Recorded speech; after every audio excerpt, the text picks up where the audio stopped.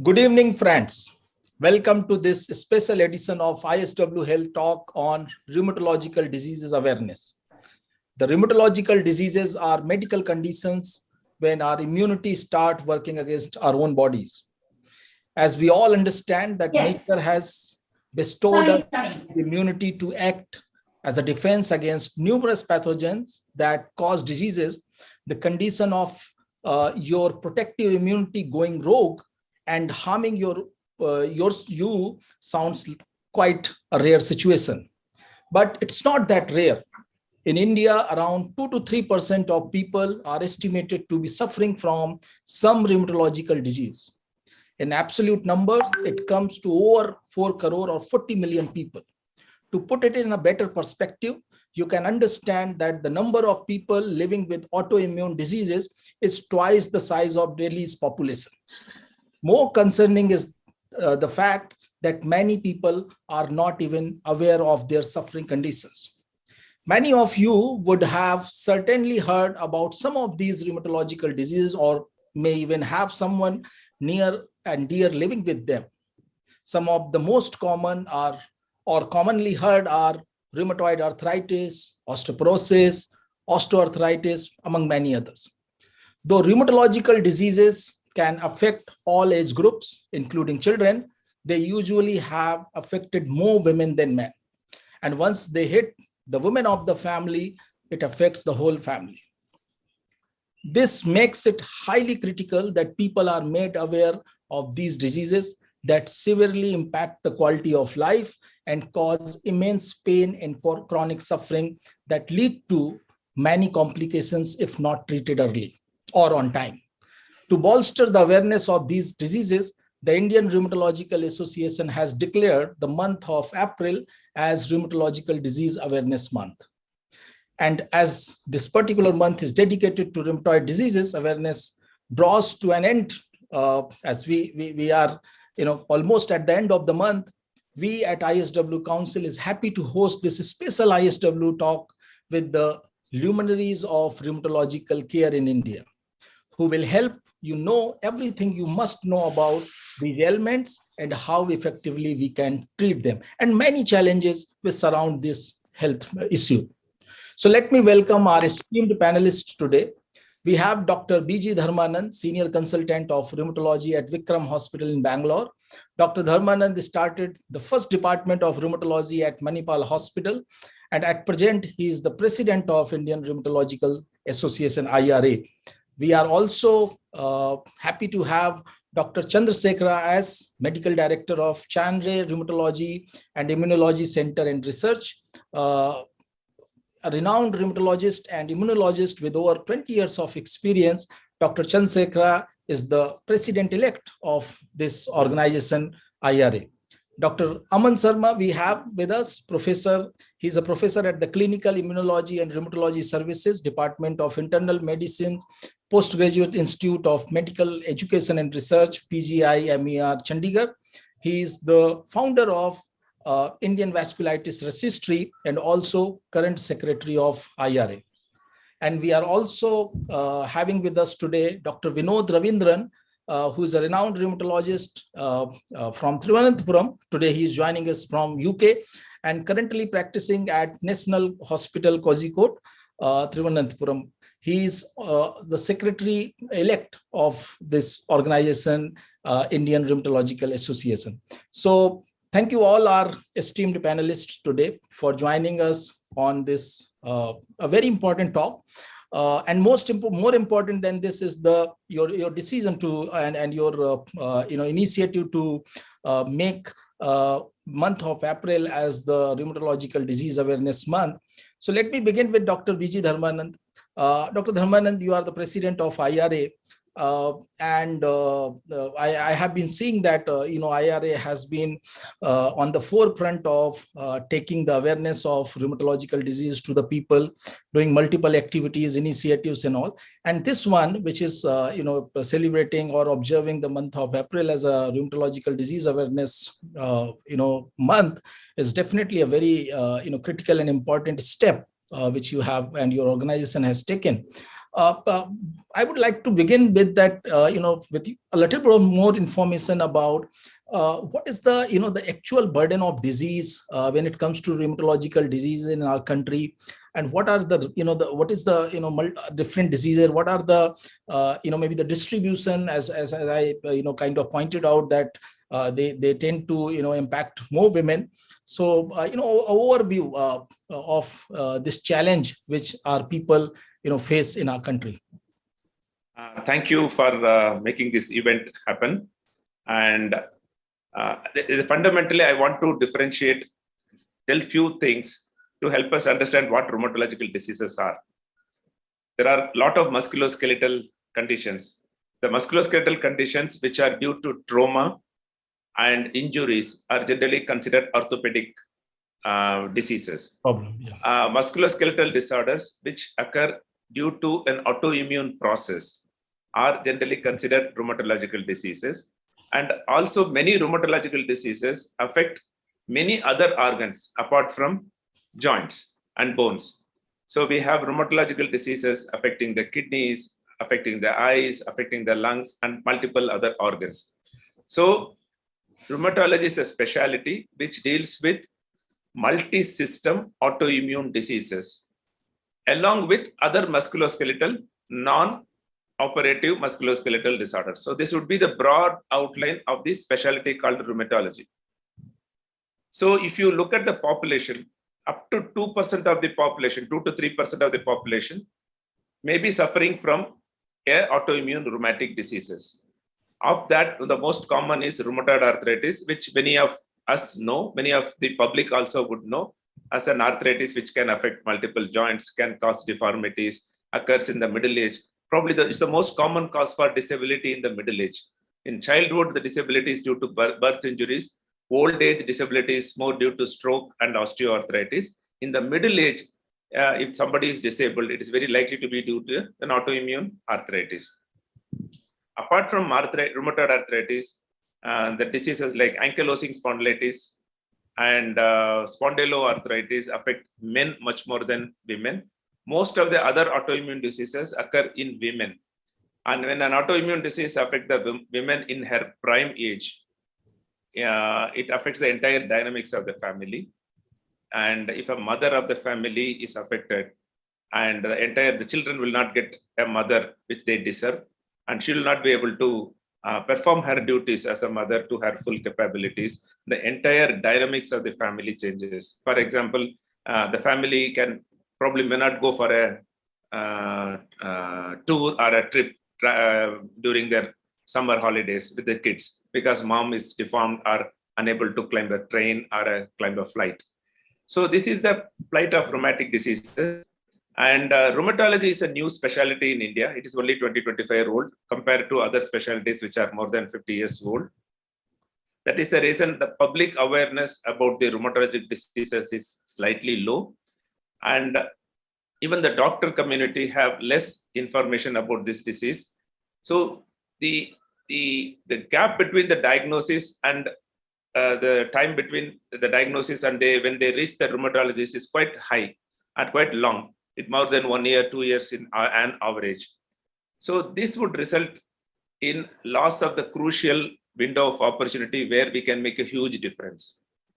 Any autoimmune diseases, if treated early, can lead to early remission or normalcy.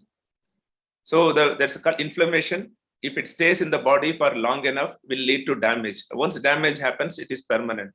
So we want to see the patients as early as possible. It pains us when the patients reach us a little late and when they have lost that opportunity to become 100% normal. We can still treat them and make them better. So that is the reason we thought as a Indian Rheumatology Association and the executive committee decided to observe 1 month a year to increase the public awareness, not the patient awareness, to increase the knowledge about rheumatic disease amongst the public. Thank you so much, Dr. Dharmanand. You have mentioned about very interesting and in the very beginning, when you are differentiating the the two type of diseases. One is, something which is related to more of a trauma and bone, and the other one is which is related to autoimmune situation.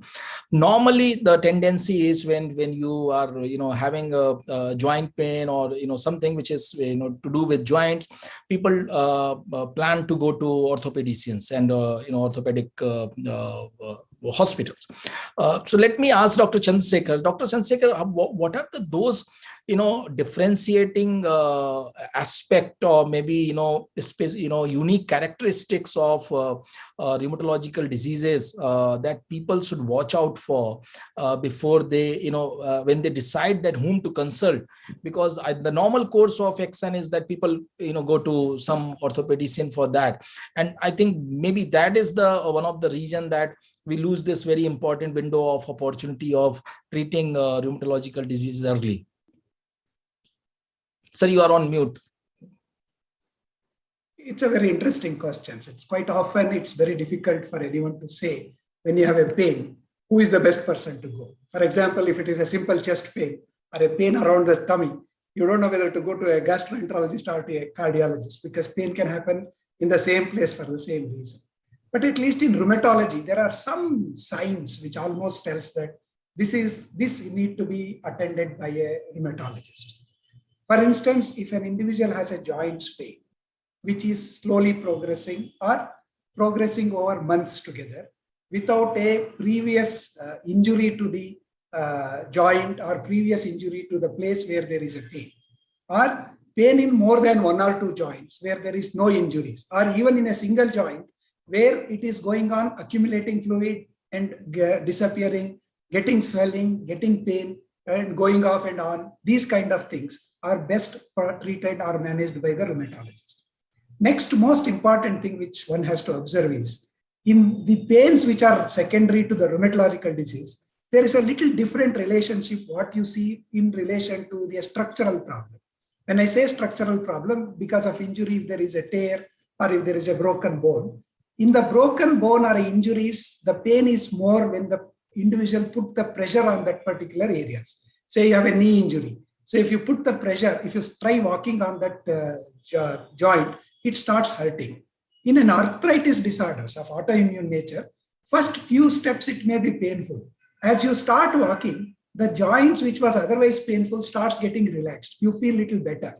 And it's also with the back pain. The back pain, which when you get up in the morning, if it is very stiff and you feel you are not able to move, roll around, and when you forcibly get yourself up and start slowly walking and relax, do some stretching and do some stretches, and you feel little better. As the day progresses, you become better with the pain. Again, probably what you are dealing is a pain related to something what we call ankylosing spondylitis, which is a rheumatological disease. It is in contrast to what would have happened in a slip disc or a broken bone. In a broken bone, when you lie flat, you feel comfortable. In a slip disc, when you lie flat, you feel very comfortable. The moment you get up or I put pressure on that particular column, the vertebral column, your pain becomes excruciating and painful. Or in some steps, it becomes excruciating and painful. It is on the contrary, in a patient with arthritis or inflammatory things, pain starts becoming better as you move the joint of concern. In addition to that, in addition to the pain, if you have some other additional problem, like you have a skin rash, you have some skin rashes in the leg, you have ulcers in the mouth, you have fever of a low degree or a moderate degree fever, you are losing weight.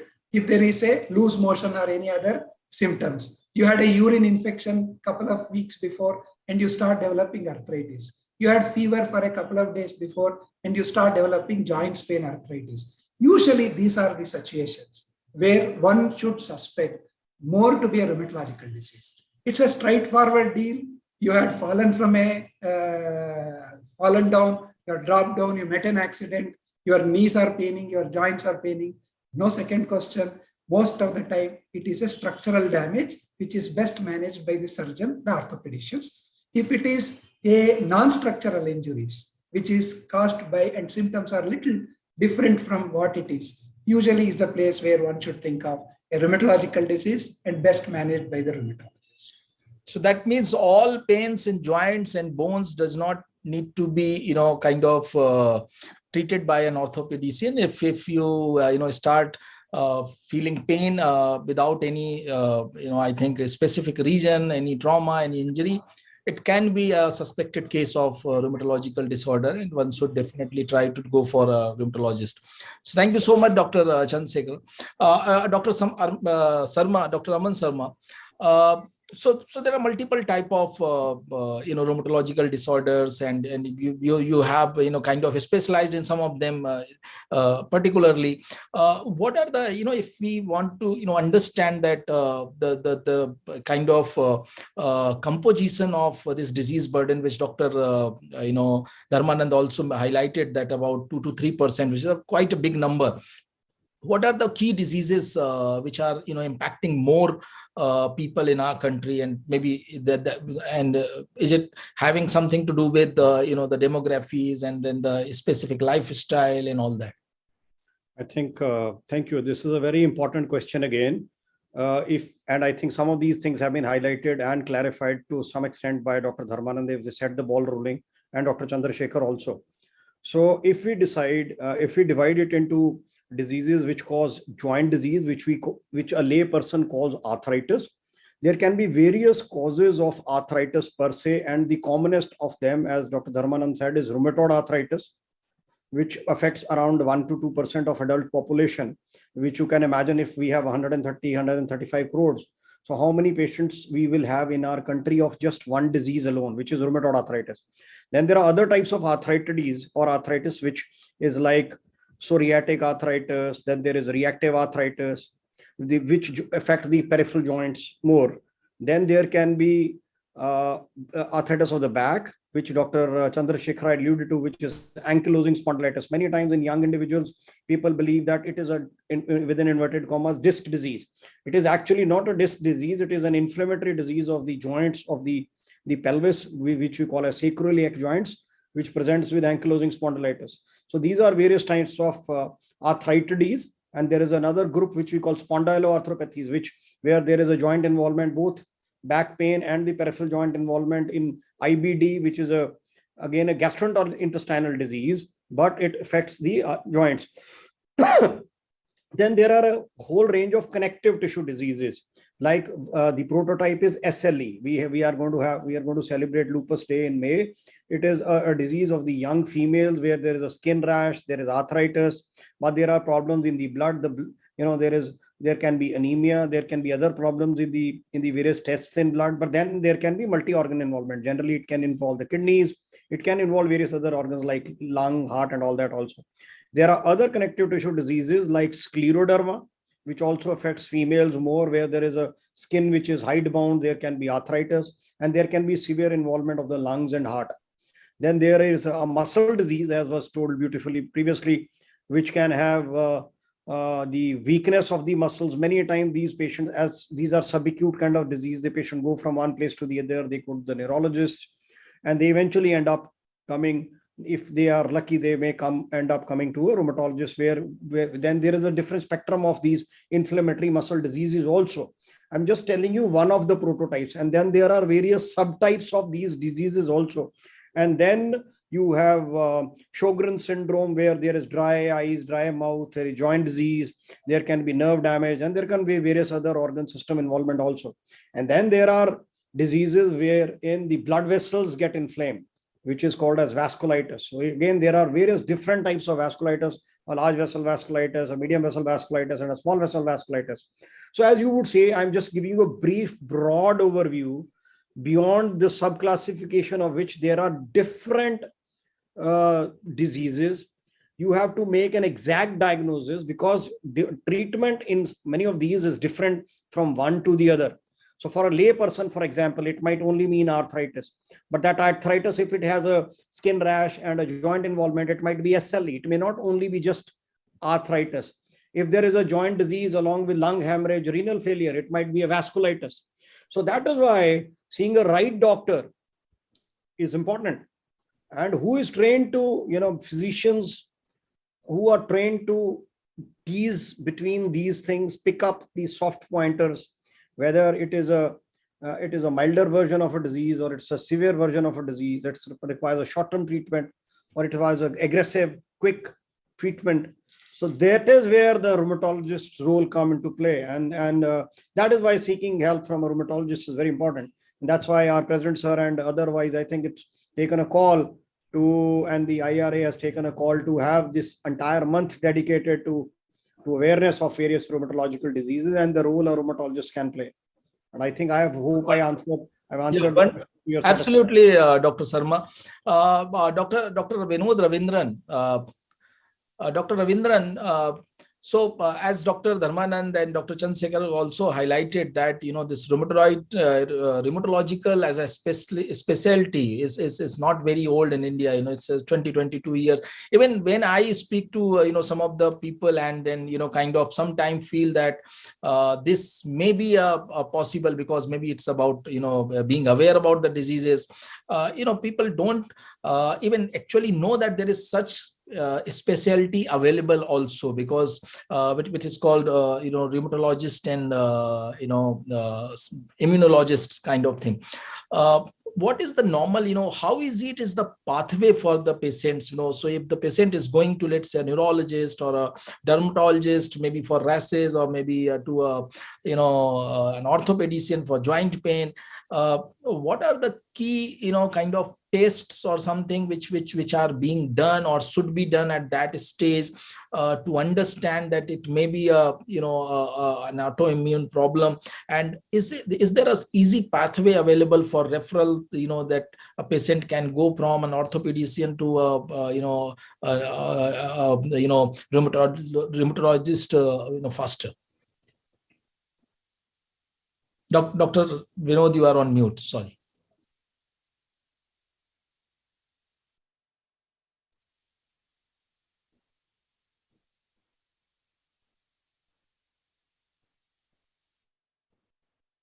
Sir, you are still on mute, I think.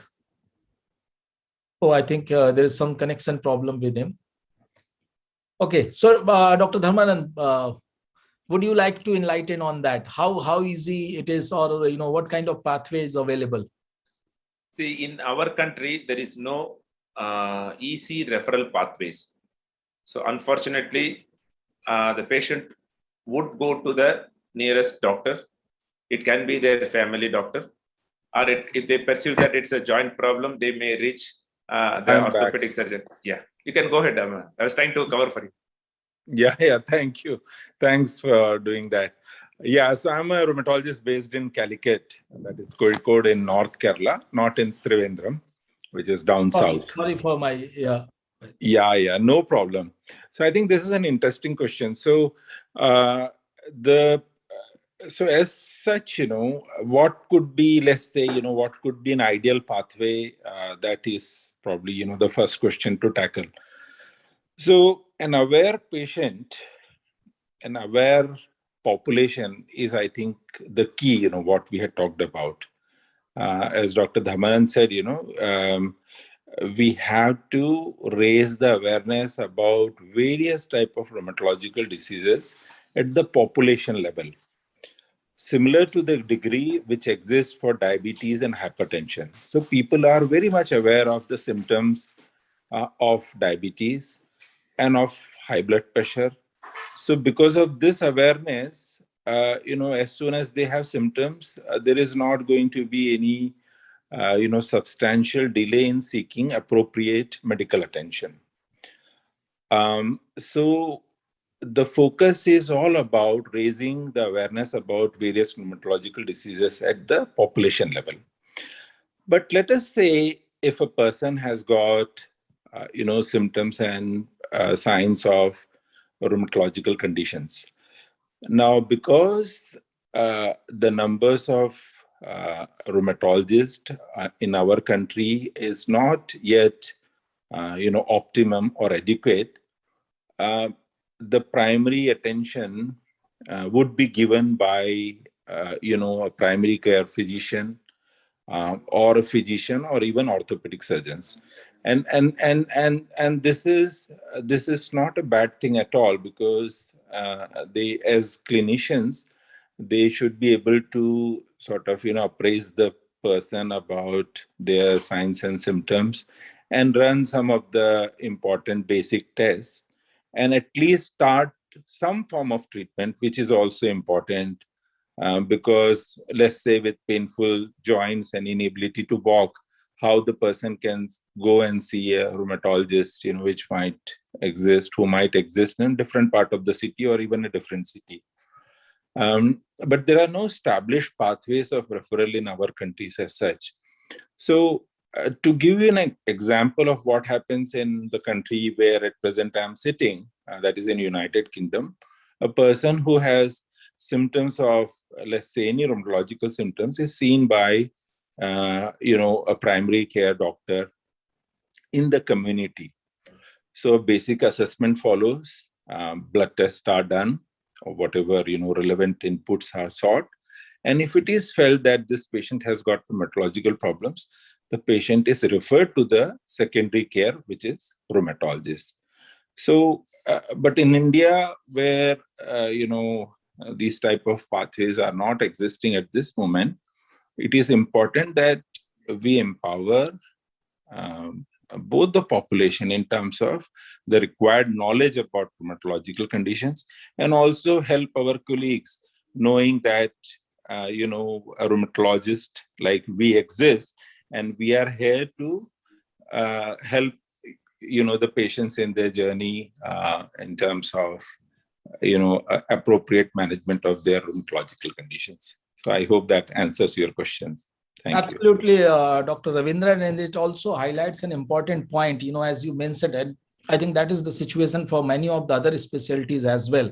If we see even we don't have enough neurologists, we don't have even oncologists, but at the same time, since this one is relatively unknown specialty, and we must be having a much lesser number, given the duration this specialty has been in India. Dr. Dharmananda, being an IRA president, I think one of the major requirement which is coming out, and what Dr. Ravindran has also highlighted, that in country like ours, obviously the patient will be kind of seeking the internal medicine support, or maybe orthopedician support, or maybe the other specialties where they feel that this can be addressed. So do you also plan from IRA to kind of first of all that to encourage more people to take up rheumatology as a specialty? Because I think there is a glamour associated to many other specialties in our country, whether it is cardiology or whether it is oncology and whether it is neurology, which may not be a reality as of now for rheumatology. So as an organization, an association committed to promote rheumatological practices in the country, is there any such plan for the capacity building also, or to attract more talent towards this, and also to kind of engage other disciplines and other specialty doctors who somehow become the first point of contact for such patients, to kind of maybe create a better pathway, which as per Dr. Ravindran, is not existent in our country as of now? Yeah, it's a wonderful question. So because rheumatologists are far and few, and most of the rheumatologists are concentrated in tertiary care hospitals and the bigger first tiers and 2 second tier cities. So it is essential for us to build the basic knowledge of primary care providers. And Indian Rheumatology Association has been, the last 25 to 30 years of its existence, has been very regularly conducting continuing medical educations in multiple medical colleges, almost all forums. We go and speak in all the other specialty national conferences, in thereby raising the awareness about rheumatic disease, so that the initial suspicion about a rheumatic disease is done by all the concerned doctors, including primary care doctors like general practitioners, orthopedic surgeons, and physicians. In the absence of rheumatologists, so far they have done a decent job in taking care of these patients. And when they had difficulty, when they are stuck, they have to refer the patient to the rheumatologist. That would be the better pathway at this moment. Regarding the glamour quotient of rheumatology, compared to the last decade. And I am happy to tell you that in the last 5-6 years, the number one choice of the postgraduate MD general medicine postgraduates who are entering into a super specialty, rheumatology has been the number one choice. Wow. And we have about 50 seats now. They get filled up very fast. So, there is, people are aware that young doctors are aware of this specialty. More and more awareness is there, thanks to many of my colleagues who have been relentlessly propagating rheumatology in their region. Say, when I started practice in Bangalore in 1997, and in Kerala, there were only 1 or 2 rheumatologists. Now, 25 years down the line, Kerala is about 35 to 40 rheumatologists, maybe 50 rheumatologists are there. So, a lot of youngsters have taken up rheumatology. So, rheumatology in Kerala is a very young crowd. So, we saw in every state, we can say, except for a few states, rheumatology is growing. And rheumatology at this moment can only remain as a super specialty. We cannot be primary care providers for all rheumatological patients. So we need to improve the knowledge base of our other specialty colleagues. For that, IRA has been making constant efforts to create undergraduate modules, postgraduate modules, try to take these modules to various medical colleges so that basic diagnostic, basic testing, and suspicion of the serious rheumatological diseases is done by the primary care doctors. Thank you, Dr. Dhammanand. It's very heartening to hear that rheumatology has become one of the kind of top pick for the doctors who are going for a specialization from internal medicine or general medicine. Dr. Chandrasekhar, just an extension of the same question which I asked to Dr. Dhammanand, and I think he has also informed that there are a lot of activities being done by IRA, in terms of CMEs and all that, so that in a way, there is an awareness and there is a more clear, pathway in terms of from other specialties to rheumatology when the patient require this specialization or the support from the specialist in this space. As Dr. Ravindran also highlighted, the model in the United Kingdom where first the primary care, kind of respond to your problem, and then after a certain assessment, it is, diverted to the secondary care and to the, the more specialized care.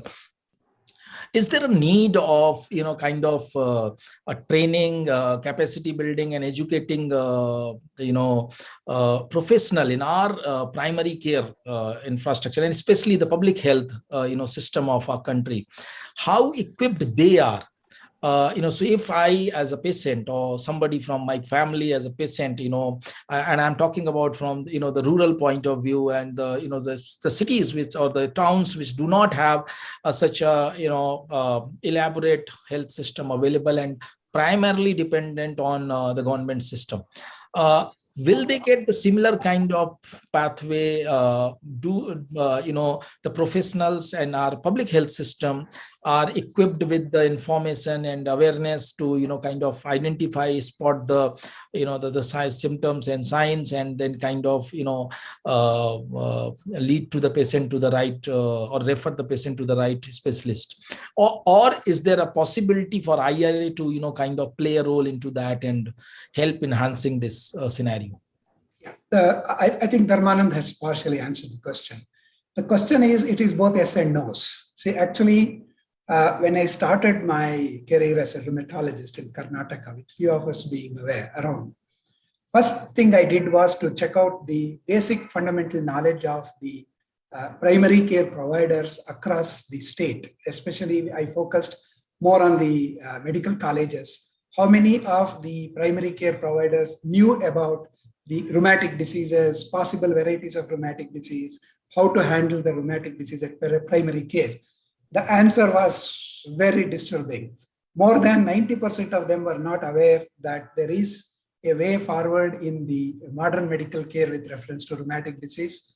I was surprised that the people who are trained in MBBS were referring the patient across to the alternative medical care for the same disease, thinking that there is no optimal care with reference to these diseases in the modern medical care.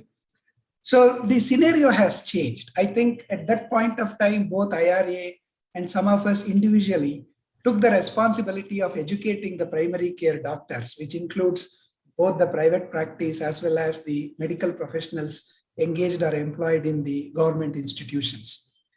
And I did the same review again after 10 years.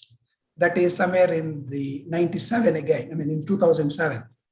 The percentage of people who are aware at that time has rose from 1% to 15 to 18%. It's not a big change, but it's a good change. So it just left us blank that we have a lot more job to do. And we continued our job. And IRA also has a lot of programs for training the primary care providers, medical students in the institutions. It funds some of the CME programs through its funding provisions they have. It facilitates the faculties for training and teaching in those areas where they don't have a rheumatologist faculties available. We have done all these things. India is a very huge country. I think it's very difficult to reach out to everyone. And we do believe that actually a quick pick at the primary care will help a lot. And there is a lot of resistance even from the, I can say the governments, as well as the government directorate to allow us to train the primary care physicians, because we tried in Karnataka a model of train the trainer program and train the primary healthcare programs to make it through the government agencies, because it's easy for us to, if a district health officer asks the entire of their primary care docs to come and join the CME, it will be easy for them to come in rather than we individually calling them, because it's a different process altogether which is involved there. But there was a lot of resistance. I hope with the time and periods, they come out of these resistance, because finally what happens is there are few areas where patient inquires for what, where, and where he can go. See, we are very few of us who are literate, who can listen to Facebook, listen to my YouTube talk, or listen to our talks in the wherever the campaign that what we are doing. I'm 100% sure with the campaign of this nature, we can only reach around 10% or not more than the 10% of the population. Maybe less. 10% is a big optimistic view. So as a result of which, we also have taken few other processes wherein we can try, because I know I had a privilege of working from a primary health center to a specialty hospital, where I could see in primary health centers, there are a few issues which are there, because sometimes PHC doc may not be available. The first encounter is the pharmacist or a nurse. And sometimes the inquiries of where to show a illness, the pharmacist is the one who educates. He goes to pharmacist and say, I have a pain in my denture, where shall I go? I have a pain in my hands, where shall I go? So we are trying to focus, in this month of a patient or a general public awareness, in addition to the doctors, we are also trying to reach out to the pharmacy, reach out to the pharmacist, reach out to those people to encourage them and make them to understand how and where to go. No doubt, IRA is putting its fund, putting its energy, putting its faculty resources to train the primary healthcare centers, primary healthcare providers, but there is a long way to go in that. I think, as I said, it is 18% is not a big difference which has come. But it's a good difference. Yes. No, absolutely, Dr. Chandrasekhar. This is an important aspect, and the point which you are also highlighting. I think there is a need of making even our policy makers and our healthcare systems and those who design and drive the healthcare system also sensitize them about also these kind of diseases and the prevalence which is increasing in a way. And I think it can be simply because of the sheer size of our population. And but one more important aspect which you mentioned, with the talks like this, it is definitely we may not be able to reach to so many people, but at least we may be able to reach to those who play an important role in running the health system. But at the same time, ISW Council last year with the support of IRA only, we celebrated a whole rheumatological week where we did these kind of awareness activities in multiple languages, from Malayalam to Tamil to Telugu, Bengali, Hindi, English, Punjabi. So I think awareness need to be spread in all possible manner. Let me go to now, and Dr. Dharmanand, I'm also cognizant of the fact that, Dr. Chandrasekhara, that you need to leave early. So is it the time so that I can more question? I would like to address that question before I leave. Okay. So then let me talk to you and bring one more question. As we see, and which you have highlighted also, that there has been some little bit of resistance. I want to understand that the various health schemes and the government coverages and even the private insurance coverage and all, does these Ayushman Bharat kind of schemes cover rheumatological disease treatments, because these are chronic, these are long term, and there no such surgery or kind of operative procedure is involved. What is the situation in that? How much they have been recognized in these kind of frameworks, both from government and from the private insurers? Actually, the third-party payment, which either includes the insurance, whether it includes the reimbursement from the government institution, or by the schemes like Ayushman Bharat, etc.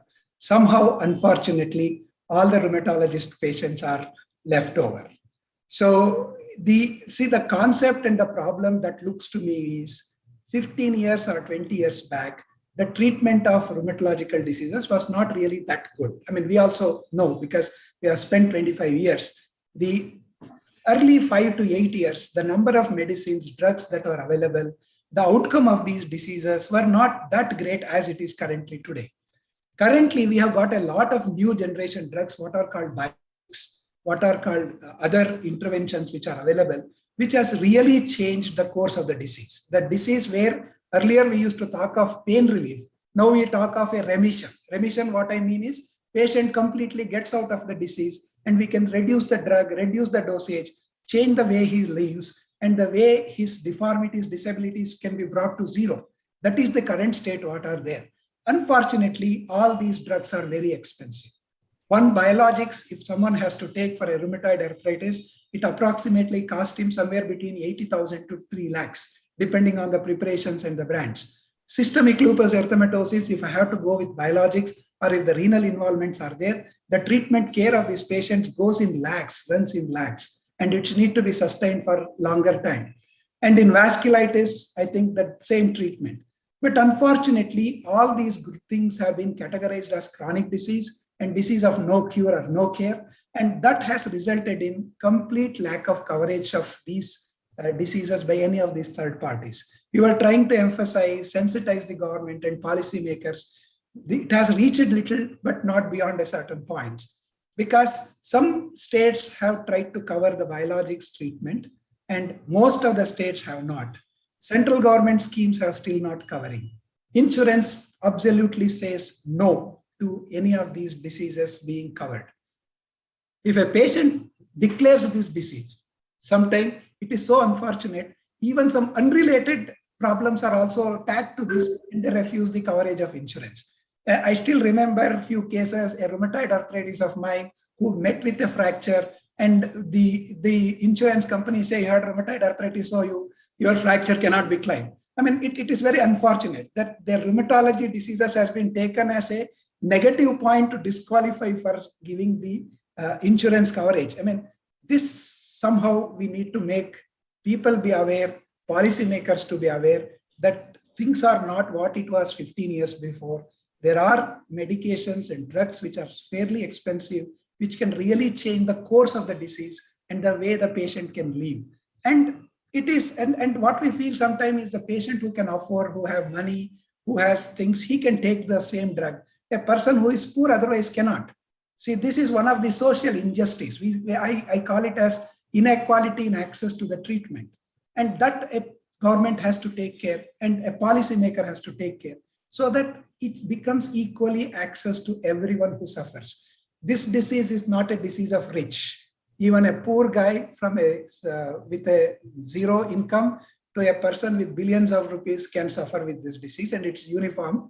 These diseases are fair to all the people, and as a financier, third-party payment, I expect them to fair to all. And they are not directly related to your choices. That what kind of lifestyle you follow. Yes, If I am a smoker, I may have a higher chances of lung cancer. So that can be attributed that because of my habit or choices, it has lead to that, and it may be a region of denying coverage for me. But at the same time, I think these autoimmune diseases are something just by accident. I can say it just by accident. Though we have so many reasons to tell, in an individual case, it's very difficult for anyone else to say that because of this reason you got it, because of this reason you got it. I always sometimes say that for a question why patient asks that, why am I suffering from that? So the answer is, it is a chance of your bad luck, because we have a many scientific reason to attribute why this autoimmune disease develops. But when it comes to case by case, as you said, he would have been not a smoker, he would have not had any bad risks lifestyle. He gets it. A good, pious housewife can get it. So it's not that it just happens. So it is not their fault, and it's not the way to just to make an inequality access. It's not really perfect or a correct policy decisions. And I hope this awareness will sensitize our policymakers to think a little bit more in these terms and help the patients who otherwise we sometimes feel, really, if I would have given this patient would have survived or done well. Thank you so much, Dr. Chandrasekhar, for your time and for highlighting this very important point. I think definitely this is a a very clear inequality in terms of accessing the care, and this has to be bridged. And I'm sure that IRA, with all its efforts and taking these initiatives like this, will definitely work towards it. And we at ISW Council will also be very happy to take these the voices of these patients and the people, because this is absolutely the same situation as we see in the rare diseases also. It is not that they are not there in a country like ours. Even a rare disease is not rare. So absolutely, I think there's a very strong need, and this definitely kind of create suffering for the people, and we must all work on it. Let me go to Dr. Aman Sharma now. Dr. Sharma, though we and Dr. Chandrasekhar has just given a little bit of he has touched upon that, but do we correlate or consider these autoimmune rheumatological diseases just as a something which is accidental, or there are certain lifestyle or certain age related risks and other factors are also there? Because one of the factor I came across recently, we initiated a major campaign with FOXY, which is a gynecological federation of a country, about save the uterus, and one of the major side effect of removing uterus in early age was onset of osteoporosis.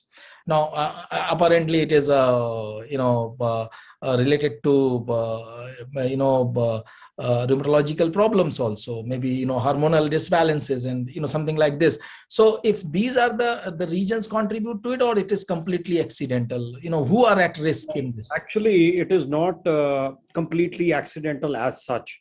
I think in the last 20 years, the understanding about the causation has improved quite a bit. And that is why the targeted therapies like the one that Dr. Chandrasekhar was saying, that the biologicals, because we are understanding the pathways and we are targeting those pathways for treatment. So if in a lay person, it is basically if there is a genetic predisposition in an individual. First thing is that there are different diseases which occur in children, and then there are different diseases which occur in the middle age group. And there are some diseases which are autoimmune diseases like giant cell arthritis and all, which occur only in the elderly. So generally, what is a broad, although this is a very complex interplay, but in a broad way, there is a genetic predisposition in some of these individuals. And then some environmental factors play a role, whether there are some infections, sometimes things like smoking. You're looking at, you want me to tell what are the modifiable risk factors, like smoking or gum infection has a role to play in propagating rheumatoid arthritis.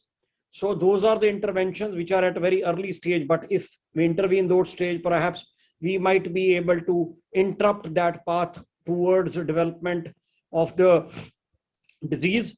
And then there are these diseases have a accrual damage on the bone. Say, for example, if there is somebody has ankylosing spondylitis, if somebody has bone disease, and on top of that, if there is a problem of heavy alcohol intake, which itself has a bad effect on the bone health. So those are the things which may play a role in worsening the pre-existing condition. And then, there are some diseases which are purely genetic diseases also. Some forms of vasculitis where there is a deficiency of a particular gene, like ADA2 gene, which has a decrease in the particular enzyme which causes vasculitis. So there are other various monogenic diseases also because of a defect in one gene. So it depends upon what autoimmune disease or autoinflammatory disease we are talking about. It's a complex interplay, but broadly, we are now trying to understand the pathogenesis or the way they are caused. And ours is a specialty wherein the therapeutic intervention has also become a reality because of understanding of those pathways. Yeah, thank you so much, Dr. Sarma. Let me go to Dr. Ravindran, and also, we'll become concluding this session in next 5 minutes. Absolutely, some very important factors which have been, highlighted, from the disease onset point of view to, how there is a gaps in the, the access to the care as well. Dr. Ravindran, if we need to, change this, Dr. Ravindran, again, I think some disconnection. Dr. Dharmanand, now, since you are, heading the IRA as an organization also, what are the, 2-3 major, tasks which you would like to complete in maybe in this 1 year time, or the duration of your presidency, so that, the challenges related to rheumatological diseases and the gaps in the access of care for the patients can be duly bridged. Dr. Ravindra, I'll come back to you later. Yes, Dr. Dharmanand. Sir, you are on mute. Yeah, it's a huge task. So in the next 2 years, I'll be president until 2023. We would like to continue this public awareness program every April and conduct as many CMEs as possible to educate our fellow doctors, general practitioners, and physicians and orthopedic surgeons, and also try to represent, along with the patient organizations, to the government to include these diseases under insurance and get some tax benefit for the expensive drugs. So that is in my agenda, and also lobby with the government using the patient organizations, because sometimes when the patients request, the politicians listen compared to the doctors asking for. So along with the patient organization, we would like to get our rheumatological diseases covered under many government schemes. So that would be my goal in the next 2 years. And Chandrasekhar would be the president in the next 2 years. We'll continue the efforts. Thank you so much, Dr. Dharmanand. I think very important, steps which you have identified and the goals. Patient support and patient groups are very, critical part of this, the process. Even, just to mention that ISW Council is hosting India's first Patient First Summit, which is all about, promoting patient centricity and then the patient's right in our country. This is on 13th of, May, and we will be happy even, a lot of patients group from various disease areas are participating in that, and we will be happy to even invite IRA and associated patient groups to kind of highlight this issue, because I believe if even one patient is left out in the care, and access to the care, it is injustice and must be kind of changed. Dr. Ravindran, your last comment on this, you have mentioned about a much more fabled, evolved healthcare system where we, see a wonderful pathways and all. What are the a few changes or 2-3 changes you are looking at, the Indian, healthcare scenario also, where patients suffering from these kind of problems are also duly taken care of and are not left out even in this kind of, any kind of coverage, whether it is government or whether it is from the private. What are the important steps which you have identified or which you suggest to be, pursued?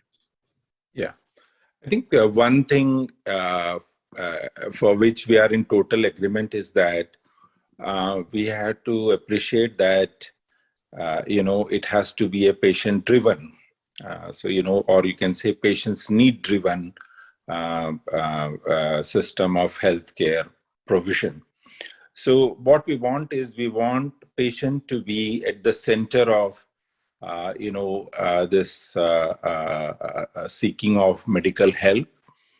And this will be primarily led by increase in the awareness among the lay population, which will also include patients and their caregivers, care providers, both in the primary, secondary, and also to an extent in the tertiary healthcare setup.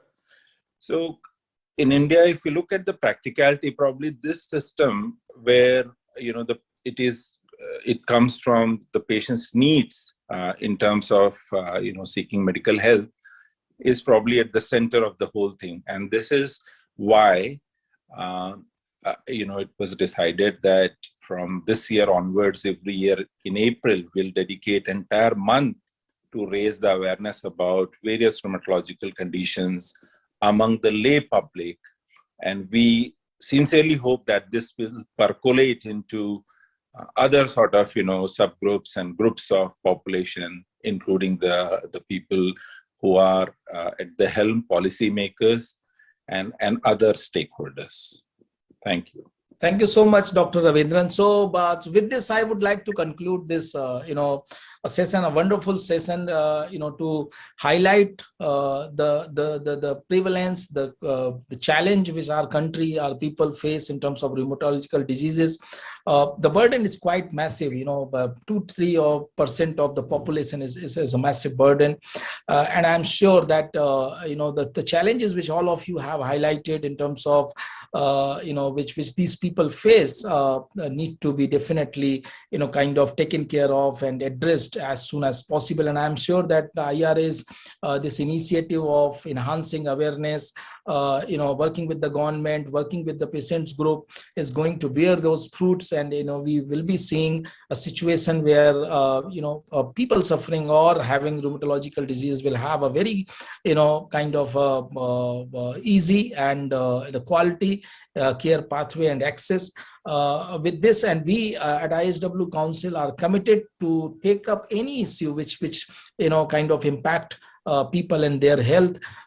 We have also initiated month of May as National Health Awareness Month, and as the month of May also include the World Lupus Day, we will be carrying forward this awareness drive in the coming month of as well. As I believe that having an important months and days are important, but I think health awareness any day, every day, we should try to spread as much as possible, and this area definitely demands for that. So thank you so much, Dr. Dharmanand, Dr. Ravindran, Dr. Aman Sharma, for your precious time today to kind of share these thoughts. We will be taking them forward as much as possible and take to the public as far as the awareness is concerned, and try to kind of bring the right solutions for the people living with or suffering from the rheumatological disease. Thank you so much for joining us today. Thank you.